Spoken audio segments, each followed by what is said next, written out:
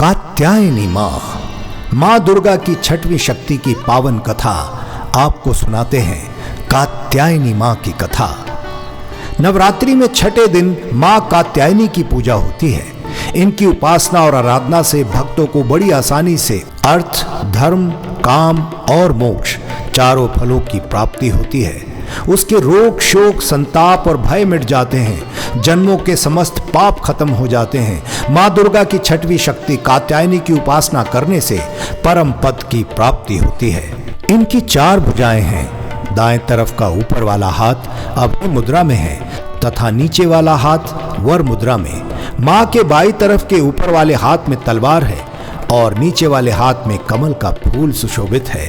इनका वाहन सिंह है और इनके स्वरूप अंततः भव्य हैं और दिव्य हैं। ये स्वर्ण के समान चमकीली और भास्वर हैं।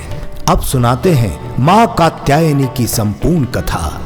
इस देवी को नवरात्रि में छठे दिन पूजा जाता है।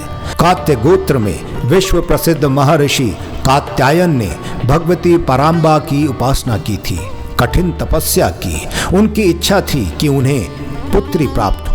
फिर माँ भगवती ने उनके घर पुत्री के रूप में जन्म लिया, इसलिए यह देवी कात्यायनी कहलाई। इनका गुण शोध कार्य है, इसलिए इस वैज्ञानिक युग में कात्यायनी का बहुत अधिक महत्व है और इनकी कृपा से सारे कार्य पूरे हो जाते हैं। ये वैद्यनाथ नामक स्थान पर प्रकट होकर पूजी गई। माँ कात्यायनी अमोघ फलदायिनी है। भगवान कृष्ण को पति के रूप में पाने के लिए ब्रज की गोपियों ने इन्हीं की पूजा की थी।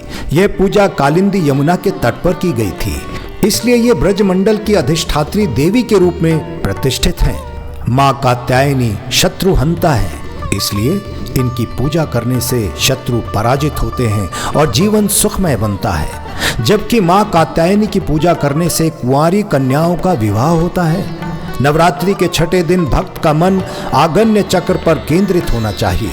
अगर भक्त खुद को पूरी तरह से माँ कात्यायनी को समर्पित कर दें तो माँ कात्यायनी उसे अपना असीम आशीर्वाद प्रदान करती हैं। नवरात्रि के छठे दिन माँ कात्यायनी की पूजा होती है। माँ कात्यायनी बृहस्पति ग्रह की स्वामिनी मानी गई हैं। कात्यायनी देवी की पूजा करने से बृहस्पति ग्रह से संबंधित दोष समाप्त हो जाते हैं।